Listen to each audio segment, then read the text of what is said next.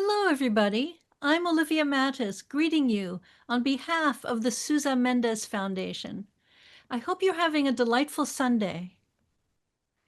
We have a very important program for you today. We're focusing on music, which is my passion. I'm a musicologist by training. I'm so delighted that we are showing you this film, which otherwise has not been available to audiences in the United States. So it's really quite a privilege that we've been able to show you this film called The Lost Music of Auschwitz, profiling one of today's guests, Dr. Leo Geyer, and featuring our two other guests, Antal Salai and Caroline Kennedy, all of whom will be properly introduced by our moderator. Our moderator is Dr. Judd Newborn. He moderates many of our programs. He is one of the world's authorities on resistance during the Holocaust. This is completely within his area of expertise. I'm so delighted he agreed to moderate. And Judd, take it away. Thank you, Olivia. I'm always glad to moderate and feel very much a part of the Sousa Mendes Foundation, which brings us regularly an extensive array of fascinating stories of rescue and resistance, as you all know, some famous but with new dimensions, and then others previously neglected. So today, in the spirit of our archaeological programs, we have something surprising with a unique set of guests. A musicologist filmmaker, a professional soprano with a Holocaust family background, and a distinguished Roma violinist, all of whom figure pivotally in the documentary you've seen or will have seen by the end of Monday. First, some context setting.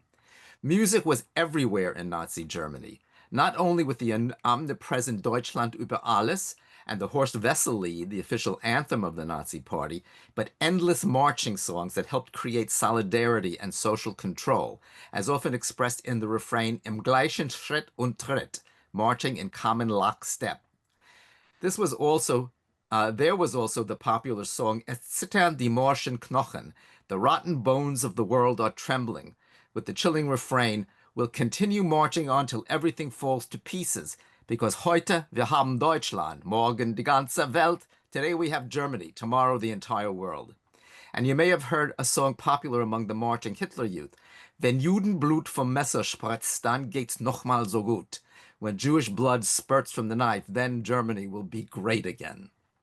Hitler, of course, was enamored with the notoriously proto-fascist operas of Richard Wagner, which were banned for many years in the new state of Israel. On the other hand, Jews in the Warsaw Ghetto were able, at least for a time, to put on cabaret shows. Elsewhere, they sang clandestine Jewish holiday songs, or in the notorious ghetto camp of Theresienstadt, or Terezin, they famously performed Verdi's Requiem for Nazi propaganda purposes. In the concentration and death camps, the Nazis also used music for their own entertainment, played by their supposed subhuman but highly cultured Jewish and Roma slaves, and importantly to control the movements of their prisoners, played by Jewish musicians when marching inmates in and out to work details. Or as part of their integral sadism, their Schadenfreude, forcing Jews and Roma to in various men's and women's bands and orchestras to make deportees at the ramp think they were in a pleasant place or cover the fear-riddled tumult, despite the fact that they were actually on their way to the gas chambers.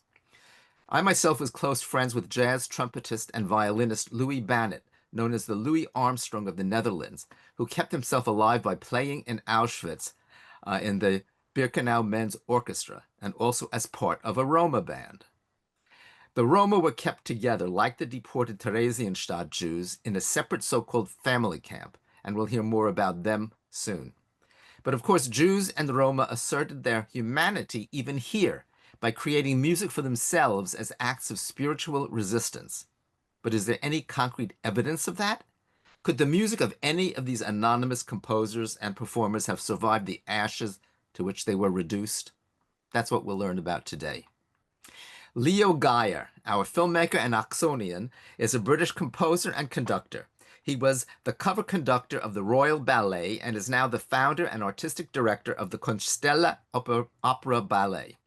He has worked, broadcast, and appeared professionally with the major BBC radio network channels and served as musical expert with BBC News. As a guest conductor, he has collaborated with the BBC Concert Orchestra, the English National Opera, the Birmingham Contemporary Music Ensemble, and the National Theatre, among many others.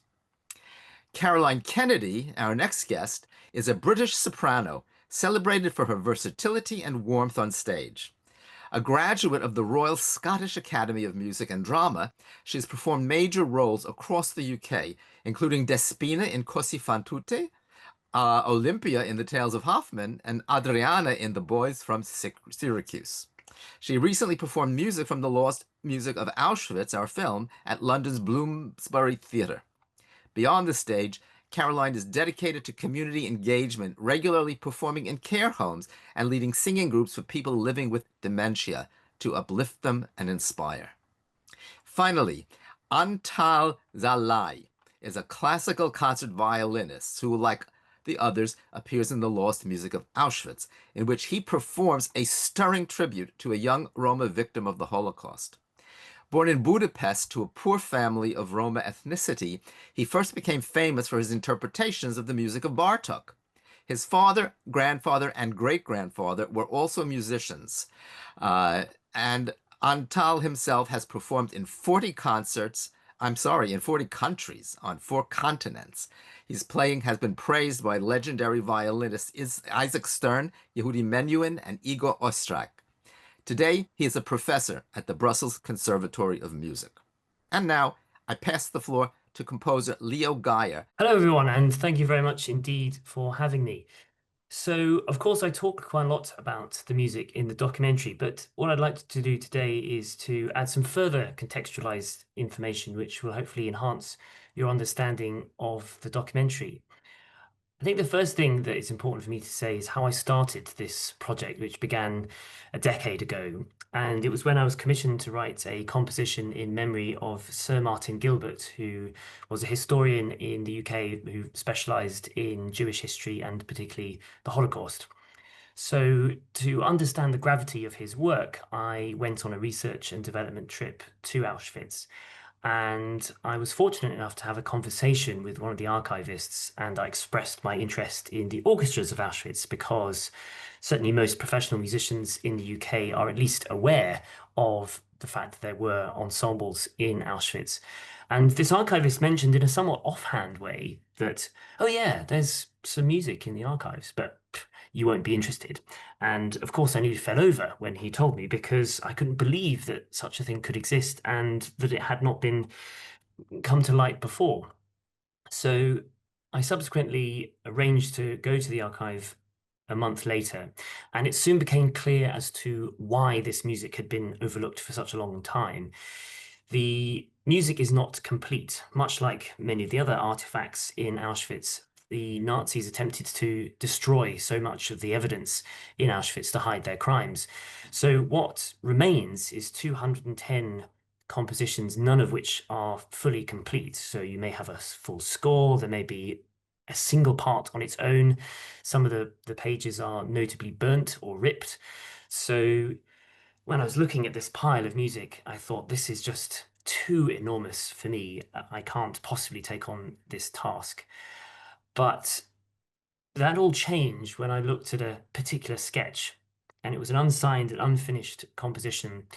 And I was completely taken aback by it because the handwriting appeared to be identical to mine. And I suddenly felt a connection with this history. And I immediately became resolved then as I am now. And it's worth saying that I'm not Jewish, Polish, Romani, descended from any other group or person who was murdered in Auschwitz. But I am human, and I believe that the Holocaust was the greatest tragedy that humanity unleashed upon itself. And I certainly don't want to live in a world where such evil can rise again. So if there's anything that I can do to prevent it, I'll do it.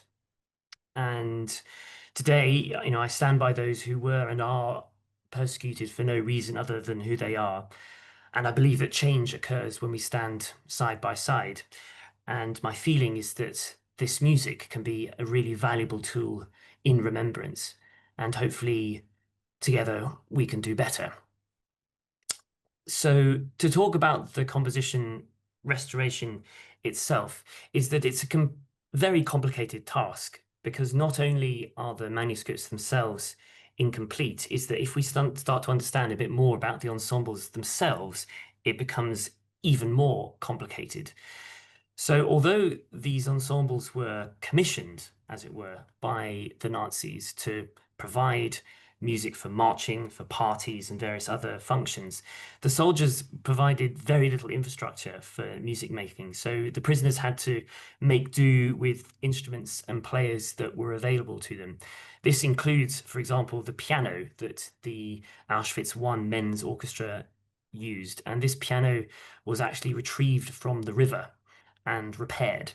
It must have sounded awful. So consequently, the so-called orchestras were missing many of the instruments that we would expect to see, such as double reed instruments and a large body of strings, as we would usually see.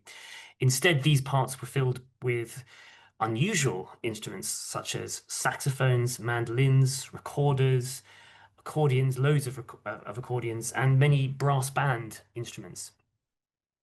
And due to the very poor condition that these musicians found themselves in, is that there was a continual loss of life amongst the orchestral members. So the personnel was continually changing. As a consequence, each of the orchestras had several copyists who would be writing arrangements and composing new compositions for this ever-changing and unconventional collection of ensembles. So in terms of my aspiration, which was to try and restore this music exactly as it would have sounded then, becomes very challenging because the ensembles were always different. And of course, the evidence I had to work with in the archive in itself was also incomplete.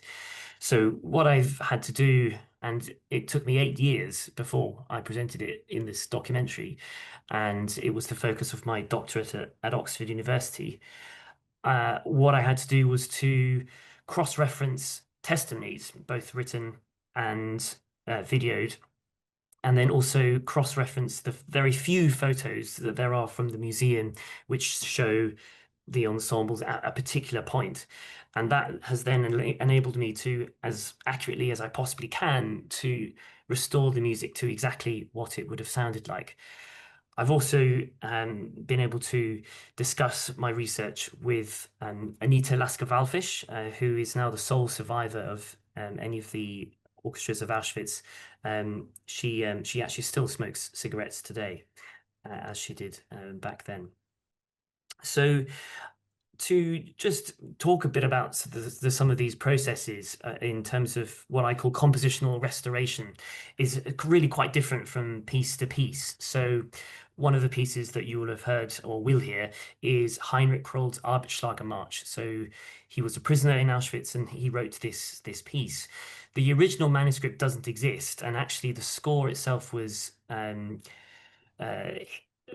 a fellow prisoner snuck out of Auschwitz and eventually made its way back to Heinrich Kroll after the war. He then made an arrangement for symphony orchestra, which of course is far removed from what was originally available to him. So I was able to rewrite that composition for the exact forces that he would have had available to him. The German foxtrots, of which there's quite a few arrangements, is, despite the fact none of them are complete, is that by looking at all of the different ones, it's possible to get an understanding of what the orchestration was for these groups and the way that the arrangers handled various parts. So that was the approach that I did with that. Sadly, none of the music we have that in the archive relates to the women's Birkenau orchestra. But as you'll know from the documentary, is that there are two pieces that we present as part of this. One of those is Mozart's Eine kleine Nachtmusik, and I was able to, again, from testimonial evidence, understand exactly what the instrumentation of that ensemble was. And not only that, but also to understand the ability of some of the players. So, for example, the bass player learnt the bass during their time in Auschwitz. So I made an assumption in terms of what they were capable of doing and simplified the bass part so as to try and replicate what that sound might have been. The other arrangement which was created by Alma Rose, was a very moving arrangement of Chopin's Tristesse Etude, of which she wrote her own lyrics. And again, with no manuscripts available to follow, I was actually able to follow testimonial evidence from a number of survivors, because they performed this piece very much for themselves, as a way of reconciling with themselves the situation that they found themselves in. And it clearly made such a profound impact on them at that time that they were able to recall such incredible intrinsic detail about this arrangement, including how some of the parts themselves worked. So I was able to restore the composition from their descriptions. And I was very grateful to work with Caroline Kennedy to bring this piece to life in the documentary, which leads me on to introduce the recording of this piece. Thank you.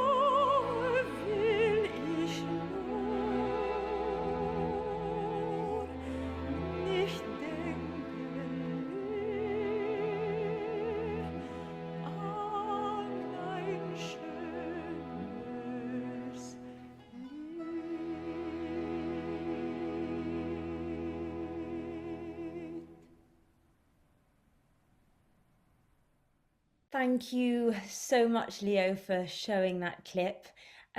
Your arrangement is incredibly wonderful, but watching myself sing doesn't really get any easier.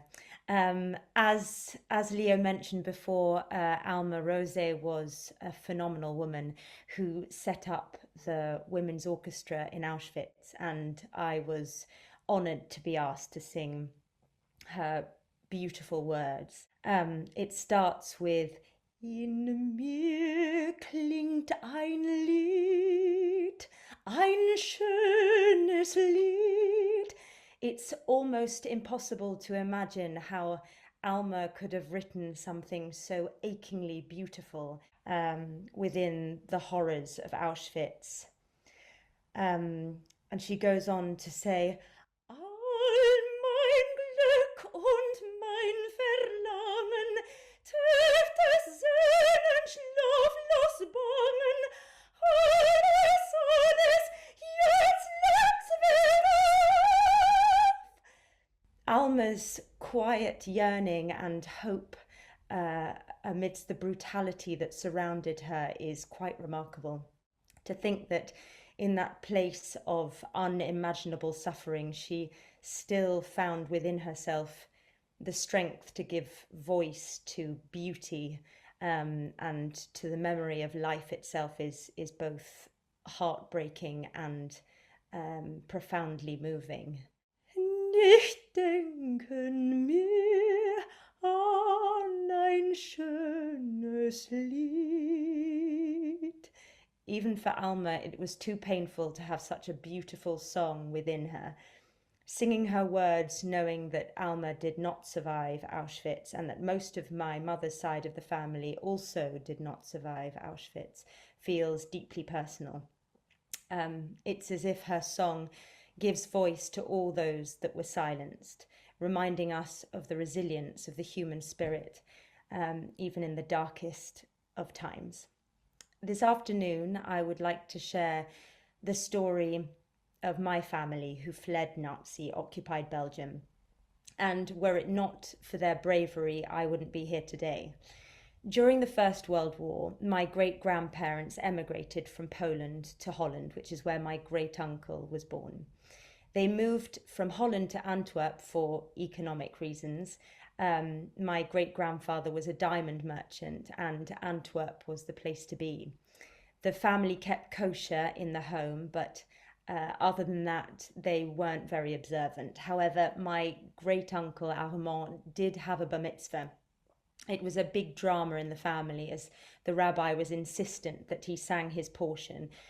The rabbi then rang his parents and announced that this boy, who I should say later became a renowned neuroscientist, was unteachable. His parents were keen that he did it, but he sang very badly. So I guess I got my voice from somebody else in the family, maybe from my dad's side. In May 1940, the Löwenthal family heard bombs and they knew that they had no choice but to leave Antwerp. They left their home with just a few suitcases and headed into France. There were no trains and roads were too busy, so they got to Boulogne predominantly on foot, clambering over train tracks in order to stay undetected. When they arrived in Boulogne, they spent 2 weeks in a farmer's stable with the horses, sleeping on the hay. I was always told that they hid diamonds in their knickers, but I recently found out that my great-uncle Armand, hid them in a slightly safer, more uncomfortable place. I feel very lucky to be able to wear this ring, which was my great-grandmother's, and every time I look at it, I am reminded of its journey. Once they got to the border into non-occupied France, they were met by 3 soldiers. I should say that the family of 4 stuck together. Régine, Isidore, and their children, Armand, and my very wonderful grandmother, Cécile, known to her friends and family as Suzette. Oh, there's a photo of me and her just a few years ago. Cécile and Armand were very close in age and were always good friends. So the 4 Löwenthals were also traveling with a prisoner of war. I'm afraid I don't know his name, but one of the 3 soldiers asked them to open their bags, and the prisoner of war had a huge crucifix laid on top of his suitcase, so they couldn't possibly have been Jews. They made it to the region of Haute-Savoie, then on to Annecy, and finally to the village of Thônes. It was here that the family were considered to have résidence forcée, which is translated as forced residency, which is a situation where individuals are compelled to live in a specific location for security reasons. However, Armand, my great-uncle, did not have permission, as he should have been in the army. They were no longer safe in Thônes, and Régine and Isidore were arrested by the French police. However, if you could prove that you were not fit to be transported, to be deported, then you were free to go. And Régine was able to prove that having recently had surgery for breast cancer, she was not fit. She also pointed out that her husband had white hair, and so he was clearly un vieux, an old man, although he'd had white hair since he was 20. She helped 28 other people to get medical certification and avoid deportation. Armand happened to be staying with a pretty girl in the village that night, so another lucky escape, and I'm not really sure where my grandmother was. And this is when the incredible Geyer family came to the rescue. They hid Armand in their loft. They had false papers made for all 4 members of the family. As you can see there, Cécile became Cécile Louvret rather than Cécile Löwenthal. And they transported Régine and Isidore over to Switzerland. In 1993, the Geyer family received the honor of being righteous Gentiles.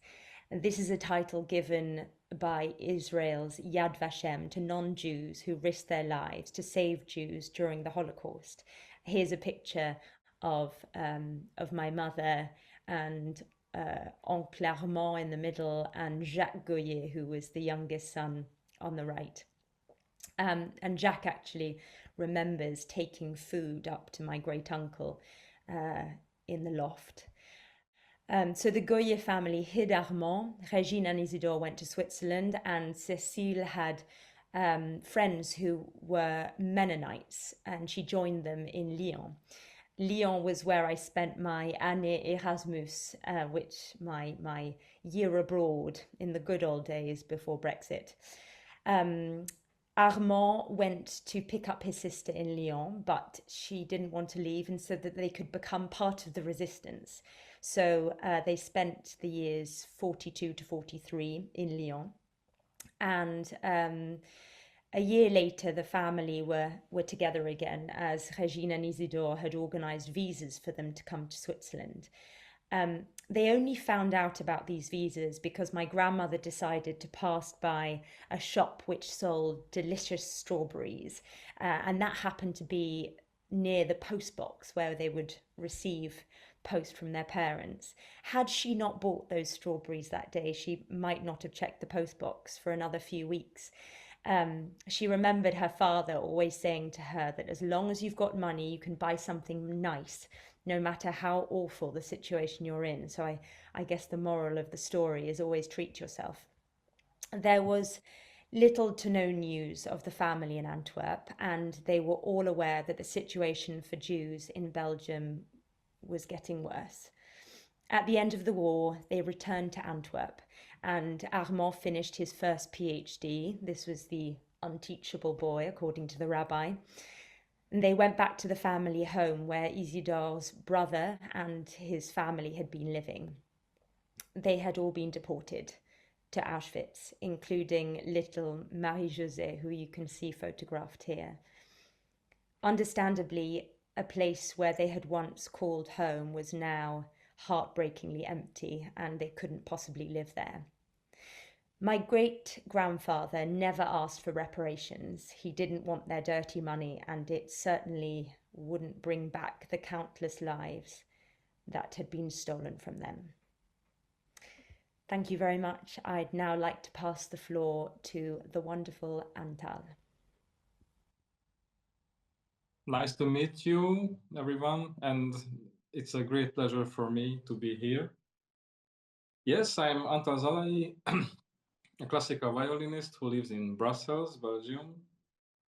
I was born in Hungary, in Budapest, in a family of Roma ethnicity. And here on this first photo, you can see me to perform last year in Auschwitz for the Lost Music of Auschwitz documentary, in which I performed Leo Geyer's solo violin work that is inspired by Roma music and a particular story. The piece was composed in memory of Jakub Seger, a Roma violinist who had been taken to Auschwitz, and there is an astonishing account of his arrival. When he was stripped naked, he cried and begged to be allowed to keep his violin. And then he gave an unusual demonstration of his extraordinary musical abilities. He played the most amazing and mesmerizing tones on his violin, and this is how he was accepted in the camp orchestra. Back to my roots, just like Jakub Seeger, I'm of Roma ethnicity as well. My ancestors all played Hungarian gypsy music for many generations, and I am the first one in the family who doesn't play Hungarian gypsy music, but I play classical music only. But my father, who can be seen on this next photo, performing in Italy around 2010, is one of the best-known Hungarian gypsy violinists. He has toured all around the world and is an amazing and successful artist. He was born in 1947, and now he's 78 years old. And the birth year of my father is now reminding me of my grandfather, my paternal grandfather, who can be seen on this photo from Budapest in the 1930s. He was born in 1908 and passed away quite young at age 57 in 1966. He was an orchestra leader, and on this lovely next photo, also from the 1930s, we can see him with his orchestra. He was a conductor and also a teacher of gypsy music and violin. During the Second World War, my grandfather and grandmother were listed as people of Roma ethnicity, and my grandfather had to leave his job as a musician because he was sent to do physical work in a factory. But him and my grandmother survived the period of the Roma Holocaust, in which approximately 23,000 Roma were imprisoned in the Gypsy family camp at Auschwitz between February 26, 1943 and August 3, 1944. On May 16, 1944, the SS tried to send them to the gas chambers, but the remaining 6,000 Romani prisoners barricaded themselves inside their barracks, armed with knives, spades, and stones. The SS were forced to retreat under the severe resistance. According to the US Holocaust Memorial Museum, between 250,000 and 500,000 Roma or Sinti were killed by the Nazis and their collaborators. Now back to my grandfather and my grandmother. Despite they were listed, they survived this period, but right after the Second World War ended, thousands of Hungarian civilians were transported to the Soviet Union, where the primary goal was not to destroy the prisoners, but make them rebuild the country destroyed in the war. Many camps were created for the prisoners who were continuously transported to various parts of the Soviet Union to participate in a Malenki robot. This expression is a distorted Hungarian version of the original Russian expression Malenkaya rabota, meaning small work. The prisoners there had to do extremely hard physical work under terrible and inhuman conditions, and many people lost their lives there. This is where my grandfather was transported in 1945 to a place called Orel, and he had to spend there about 1.5 years doing hard physical work.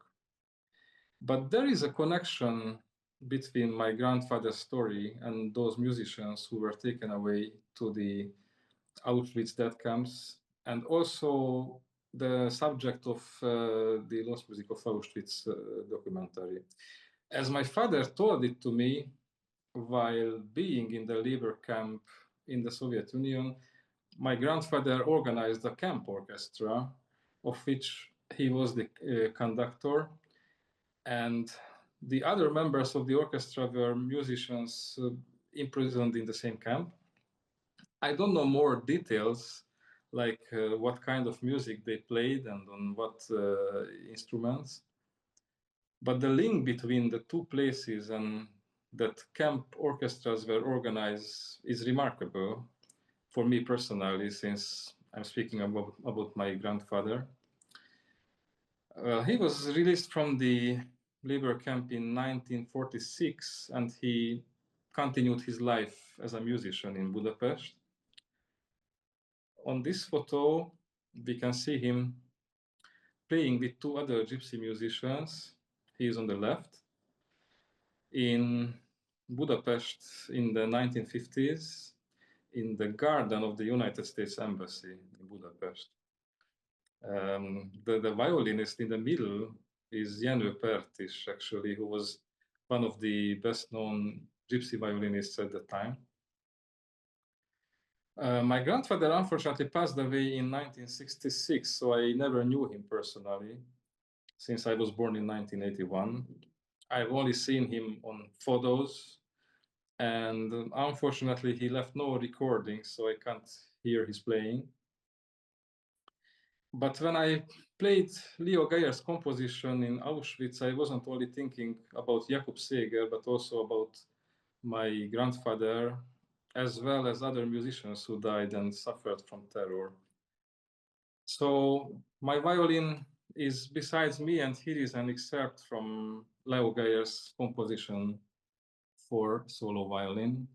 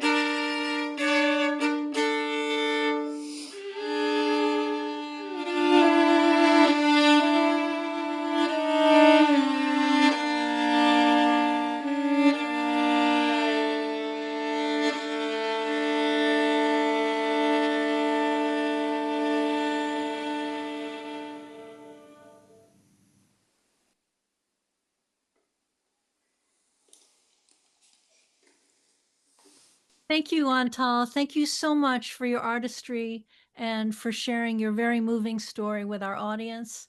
Caroline as well. What a profound experience to listen to your family history that you only hint at in the film, and we got to learn so much more from you. And Leo, of course, your work is extremely inspirational. You are a composer, a conductor, but really you're a first-rate musicologist. I'm just in awe of your work. So right now, audience members, I see that there are quite a lot of questions for our speakers. Please continue adding questions to the chat box. This is my opportunity to make a few announcements and give you a little peek at what we have upcoming here at the Sousa Mendes Foundation. So we have a program next week and the week following, and I invite you to sign up for both of those programs. Next week, we're focusing on the story of Anne Frank and her family.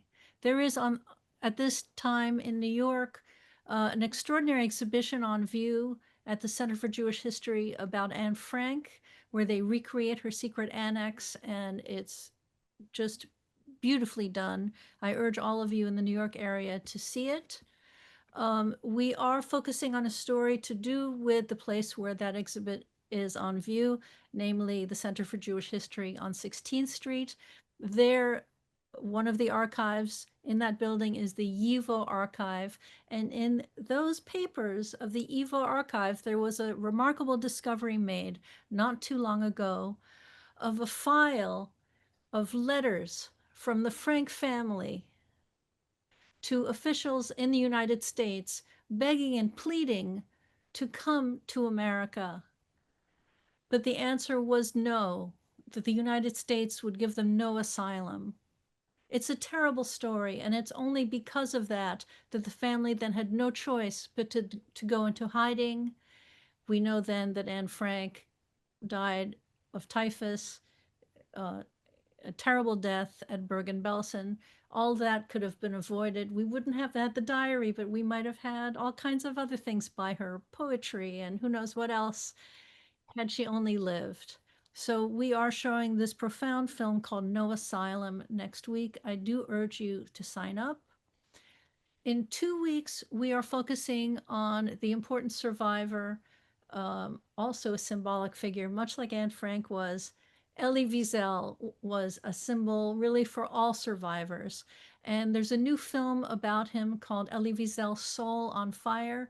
We have the filmmaker, and we have Judd Newborn, who is again going to be moderating that program. This is a film that's been winning all kinds of prizes. You will not want to miss it. So that's what we have coming up in the next 2 weeks. And the final announcement I wanted to make is that we have this beautiful book called The World Entire. We're making it available to you. It's the story of our hero, Aristides de Sousa Mendes, who saved so many lives as the Portuguese consul general stationed in Bordeaux, France.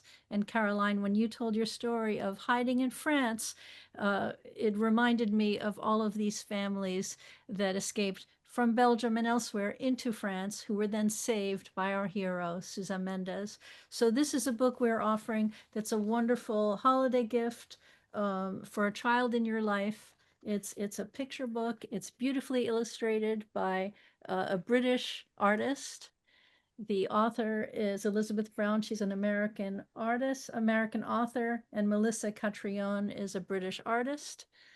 And we're putting the link in the chat box for how you can order this book and sign up for these programs. So now we're going to see a little trailer of the film No Asylum.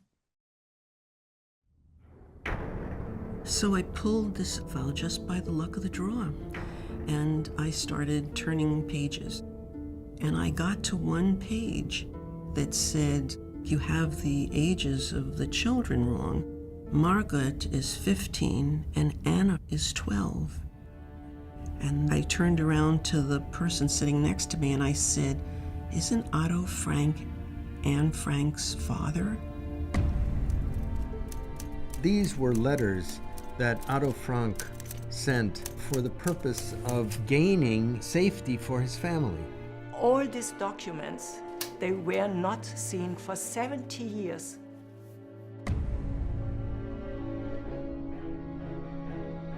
The very first letter was a letter from Otto Frank to Nathan Strauss, and he wants him to know that the conditions are so bad that he's turning to him for help. He wasn't alone in this. He was among all of the other millions of people who were sending letters. Many Jewish people tried to get visas, and it was so difficult, and then the countries refused. It's letter after letter, turn down after turn down, that's so disheartening. It's the realization that Otto Frank comes to that he is doomed. On July 5th, 1942, Otto Frank wrote the last sign of life, telling us that they could not correspond anymore. And that was the beginning of the end. In 1940, the Nazi regime had not yet determined that they were going to physically annihilate all the Jews of Europe. the Holocaust would not have happened if all the countries would have accepted Jews. We now have chapter 1 of the Anne Frank story. The book is chapter 2, and what we've learned about Otto Frank subsequently is chapter 3.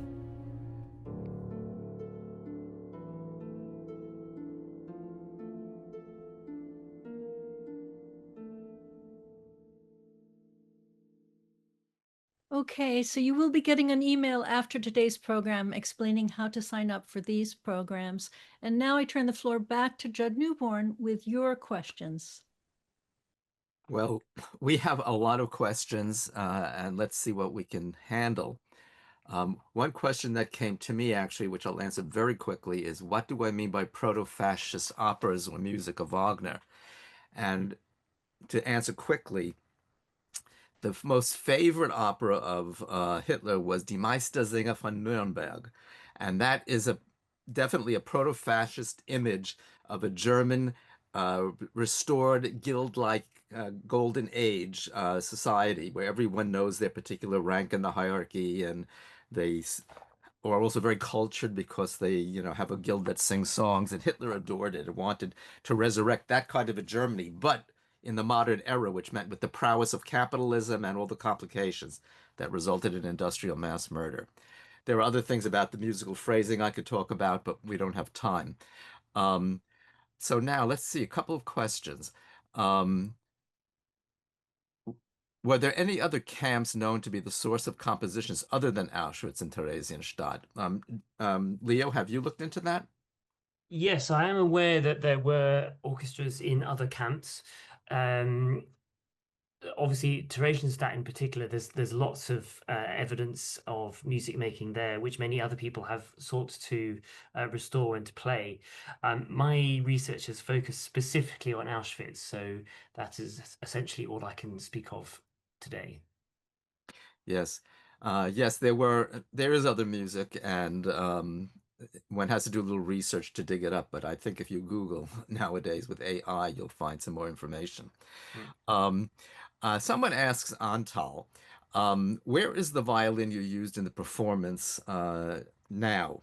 I presume it's the one that you used in the film? No, it's my own violin, but in the film I used another violin, which is very interesting because that violin was in Auschwitz, actually, and it was the violin of one of the survivors of the camp. And I got the possibility to perform this work on that violin for the film, and it was a very remarkable experience for me. But I think that violin is in London. So now I'm at home in Brussels, so I use my own violin. That must have been very moving for you to be playing that survivor violin. I'm wondering also, well, I'm not wondering, someone asked, saying that years ago, Antal, this person, I didn't get the name, has seen an exhibit of restored Holocaust instruments in Cleveland, and wondering if the violin that you used might well have been one of the restored pieces that she had seen. I guess that would mean the survivor violin. I think I can answer that question because this particular violin is actually not restored, but it actually is very much in use. It's an instrument that is currently at the Menuhin School in London and is being played every day by a very gifted young musician at the Menuhin School. And we're very lucky enough to be able to borrow it for our filming. So yes, it's nice that the instrument is not behind a glass cabinet, but actually is being used. That's marvelous. And I'm just curious, using a violin is using an instrument important to maintaining its quality and so forth? Yes, yeah, I think that much the same as Chinese teapots. The best way of keeping them alive is to keep brewing tea. And I suppose, however, that violin was not kept for many years. Oh, well, he took it with him when he survived, but during the years that it was stored in Auschwitz, it must not have been kept in any good condition at all. Yeah, it's a little unclear as to the journey of the violin. So it wasn't housed in the museum's archives. So it made its way out of Auschwitz at some point during liberation, and was therefore with the family of the survivor, which was then how it was then donated to the Menuhin School many years later. I see. Another question, which is interesting, is are you considering, or are other musicians considering looking for musicians who survived Auschwitz who could contribute any compositions they may have written then or information? Mm. I mean, I would say I've been pretty thorough over the last 10 years. So I don't think there's much else out there, but I'd be very pleasantly surprised if there was. Of course, in many ways, I've started this project too late. I should have done it 80 years ago. But obviously I wasn't alive then. But it's very difficult because we can't ask people. You know, we have so few survivors left these days, and obviously we only have one from the orchestras. And to ask anyone how much they can recall from 80 years ago, you know, is a really tall order. So I'm not yet sure if there may be other music. There is a colleague of mine, Francesco Latoro, who is a Italian musicologist who has spent a long time in this same world, looking at music that was particularly was lost during the Holocaust more widely. And I know that he has some compositions as well. So he may well have some that I don't know of, but I'm pretty sure that we have been singing from the same hymn sheet and that there's nothing more. I had some connection with musicians when I was helping build New York's Holocaust Museum downtown, the Museum of Jewish Heritage. If anyone wants to see Louis Bannet, the Louis Armstrong of the Netherlands trumpet that he played, which was not his trumpet originally, of course, he picked it up. When he came off a 3-day boxcar journey to Auschwitz from Holland, and he had been in the resistance and betrayed, of course, they asked who has a. Someone told him they need instruments, players recognized him. And he said he had to warm up his hands at a oven because it was winter. And then he had to rub his embouchure very, very strongly so that he would be able to get any music out. And he played something like the Tiger Rag, and he wowed the SS, which is how he played for his life. There was Fania Fenelon, the cabaret singer, French, a little lady, who also was part of the, I think she performed with Alma Rosé, who was a relative of Mahler. And also, I knew Greek musicians via cousin and who survived Auschwitz. There was a woman who was in the Auschwitz-Birkenau Women's Orchestra who lived in my town, Yvette Lennon. And her son became a violinist on Broadway. I wish I could find those Greek musicians because they may have had information, but this was in the 1980s. Someone is asking, where can I purchase the soundtrack for the film? Where will the film be available for viewing in future? There's a good question. Yes, I can answer that actually. So obviously it's great that you guys have been able to access it because it's currently not available for US audiences, but it is on its way. So I know that there are distribution conversations going on at the moment. So it will be available on one streaming platform in due course. In terms of a soundtrack recording, is that our commissioners decided against doing that, but we are currently making our own plans to do an album. Antal and Caroline don't know anything about this yet because we're still very much at the early stages of this, but we are indeed hoping to do it because albeit it's a fantastic documentary, but there's so many other pieces that I've worked on that of course didn't make it. And one of those pieces we have recorded, which you can access on Constella's website, which is a very beautiful and moving solo piano piece by Adam Kopachinski, which you can listen to for free on YouTube. But we are hoping to do an album which would hopefully be available at some point next year.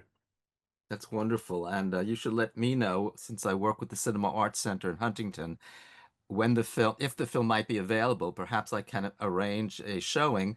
It would be great if any three of you could come to New York if you're going to be in New York. Anyway, there's one more question.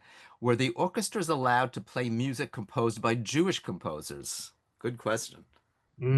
Yeah, I mean, it's an interesting one. So, I mean, the short answer is no, but the slightly more complicated answer is that in some cases, soldiers would come to request music, and on occasions they would request Jewish music.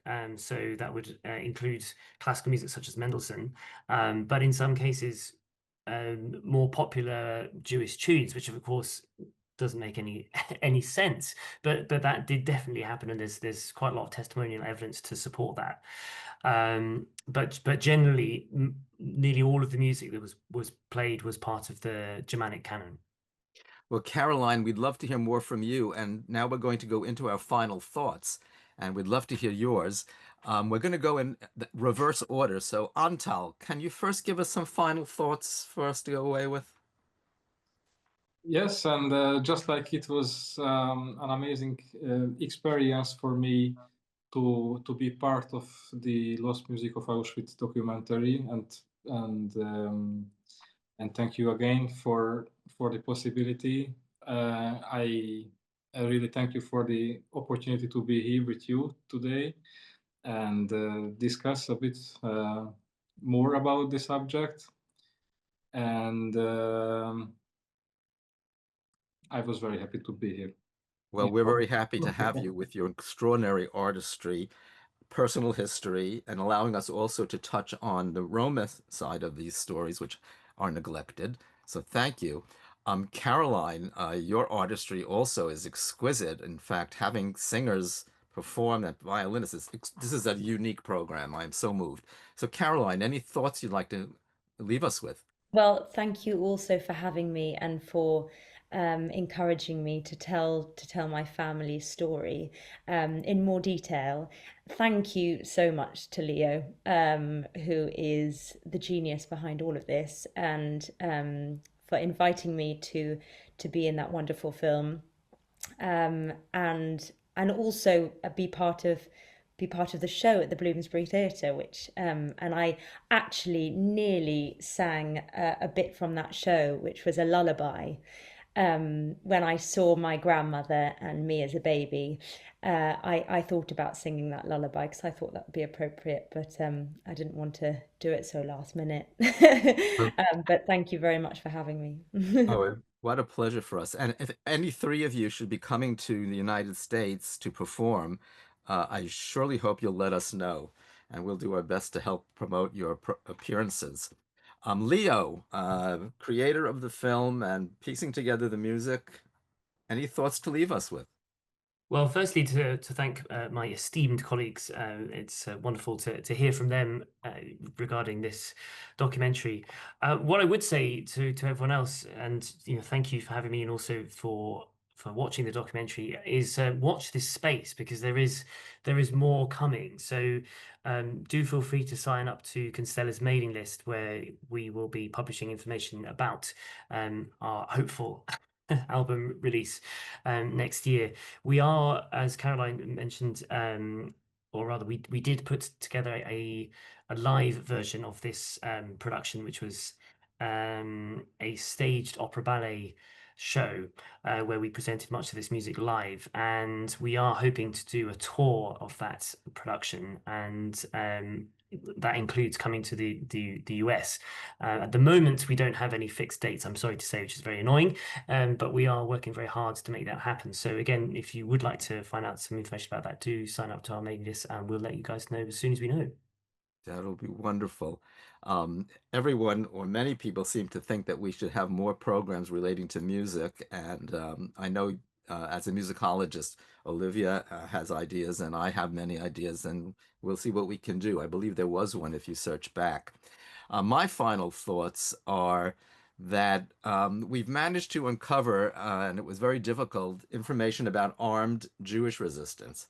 We have also recovered information about Roma resistance, but to a lesser extent, so that needs attention. But active resistance was only open to a few. It was perhaps more challenging and also a little more widespread to engage in spiritual resistance, especially in Auschwitz and other death camps and concentration camps, where I mean to say it was most difficult. But we have extraordinary examples that speak of the human spirit.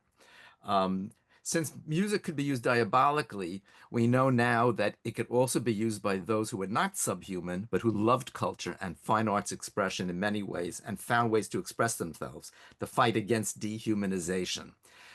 I don't want to get political on one side or the other, but today we are experiencing incredible divisiveness in the United States. And we all could address it in a spiritual way too. We could use our own songs, satires, chants, and whatever we have, no matter who we are and what position we are in, to create solidarity and peacefully raise consciousness about what's going on while maintaining our morale. And who knows, maybe we could even solve some of the divisiveness itself and heal. And those are my final thoughts. Wow. What a stellar program we presented to you today, if I do say so myself. Thanks, Judd, Leo, Caroline, Antal. Thank you to our audience that comes so faithfully week after week. See you next week for the very important, of course, tragic story of Anne Frank and her family.